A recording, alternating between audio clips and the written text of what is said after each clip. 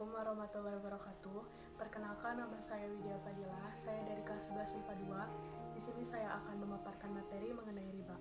Ada beberapa poin mengenai riba yang akan saya jelaskan di sini.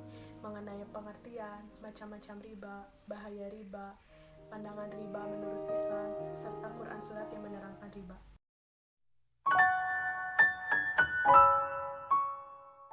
Poin pertama yang akan saya jelaskan di sini mengenai pengertian dari riba itu sendiri.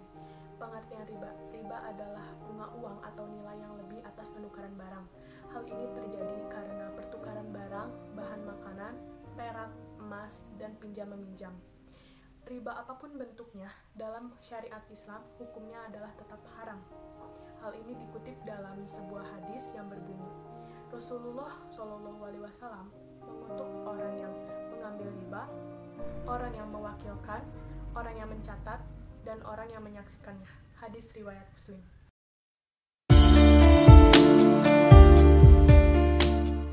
Poin yang kedua adalah macam-macam riba.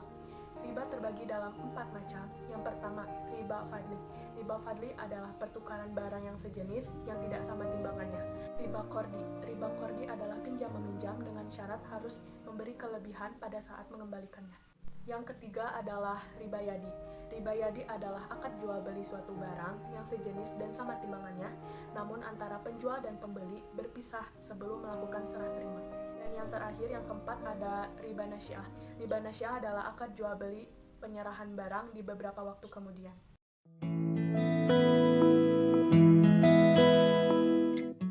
Selanjutnya, poin ketiga adalah bahaya-bahaya riba. Yang pertama, riba memberikan dampak negatif bagi akhlak dan jiwa para pelakunya. Bahaya yang kedua, riba merupakan akhlak atau perilaku yang dimusuhi Allah. Dan yang ketiga, riba merupakan bagian dari sifat kaum jahiliyah.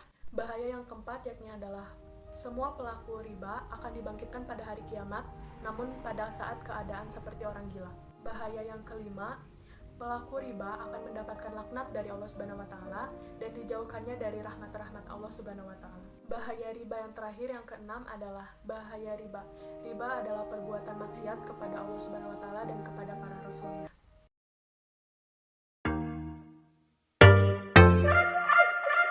Lalu yang selanjutnya, yang poin keempat adalah bagaimana sih pandangan riba dalam Islam?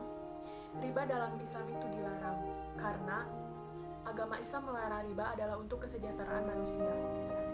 Pelaku riba biasanya dibutuhkan oleh orang-orang yang terdesak dalam pemenuhan kebutuhan ekonominya, sehingga dia mengambil jalan pintas untuk meminjam pinjaman. Pinjaman yang umum dilakukan pada atau oleh pelaku riba biasanya berupa uang tunai, sehingga riba dapat membuat seseorang yang miskin semakin miskin dan yang kaya semakin kaya. Oleh sebab itulah, riba di dalam Islam itu dilarang atau hukumnya adalah haram.